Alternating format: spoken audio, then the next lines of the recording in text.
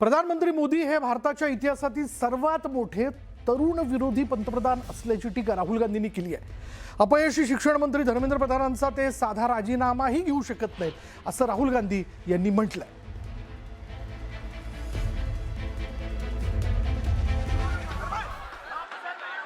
This country has a majority of young people. Prime Minister Modi is the most anti-youth Prime Minister India has ever had. The boys and girls who are walking the streets of Delhi are not criminals. They are demanding their rights. Their rights are to have an education system that respects them, to have an education system that is fair, to have an education system that is working.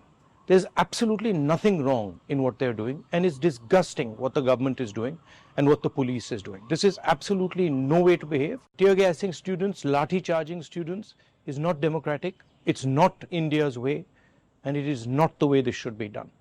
They have legitimate demands. The Prime Minister should accept these demands and do something about it.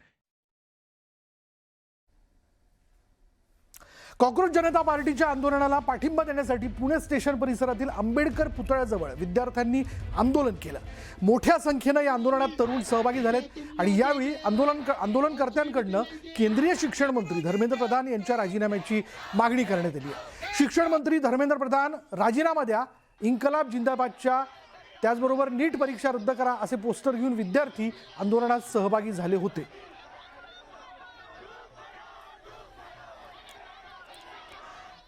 तर मुंबईत देखील या आंदोलनाची धग जाणवली। दादरच्या चैत्यभूमी परिसरामध्ये तरुणांकडून आंदोलन करण्यात आलं।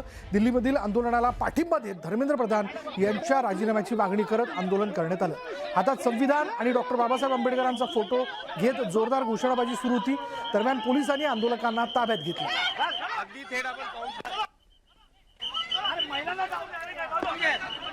या आंदोलनावरनं आदित्य ठाकरेंनी एक्स वर पोस्ट करत सरकारवर निशाणा साधला। पाहुयात आदित्य ठाकरेंनी यामध्ये नेमकं काय म्हटलंय। यामध्ये ते असं म्हणतात की जेव्हा एखादी क्रूर सत्ता उत्तम शिक्षण व्यवस्थेची मागणी करणाऱ्या तरुण भारतीयांवर बंदुका रोखते तेव्हा ती सत्ता भारत विरोधी आहे हे स्पष्ट होतं।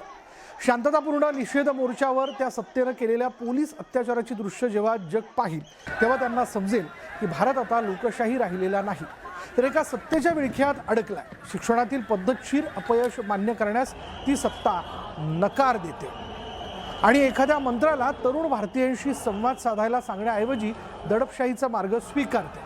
हे पाहून जगाला समजेल की सरकारचं रूपांतर हुकुमशाहीत झालंय। दरम्यान संजय राऊतांनी सीजेपीच्या संसद भवनवरील मोर्चावरनं एक्सवर पोस्ट करत जोरदार निशाणा साधलाय। सुप्रीम कोर्टाचे माय लॉर्ड न्यायाधीश सूर्यकांतजी, आजच्या आंदोलनाचं श्रेय फक्त एका व्यक्तीला जाते। देशातील मेलेल्या व्यक्तींना जिवंत करण्यासाठी धन्यवाद।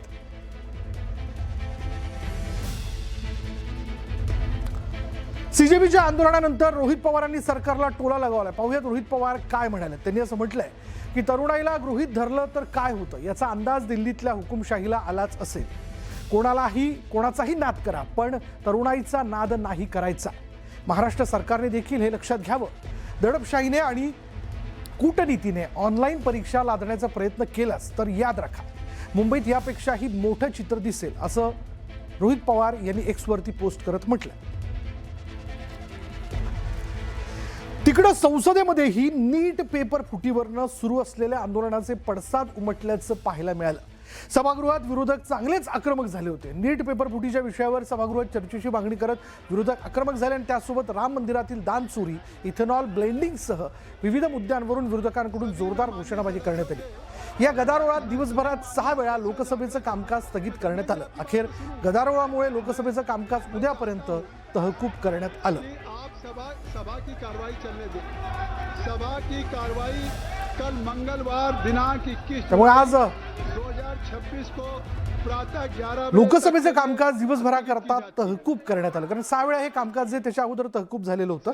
याच्यामध्ये नीट परीक्षेवरनं सुरू असलेलं आंदोलन असेल, इथेनॉल ब्लेंडिंगचा मुद्दा असेल, राम मंदिरातील दान चोरीचा मुद्दा असेल, या विषयाला घेऊन निषेध जो आहे तो विरोधकांकडून घोषणाबाजीच्या माध्यमातून व्यक्त करण्यात येत होता। त्यामुळे अधिवेशनाच्या पहिल्याच दिवशी हा गदारोळ पाहायला मिळाला। संसदेचं अधिवेशन सुरू झालेलं आहे आणि या मुद्द्यांवरनं हे अधिवेशन एकूण गाजणार त्याचा अंदाज यापूर्वीच आला होता।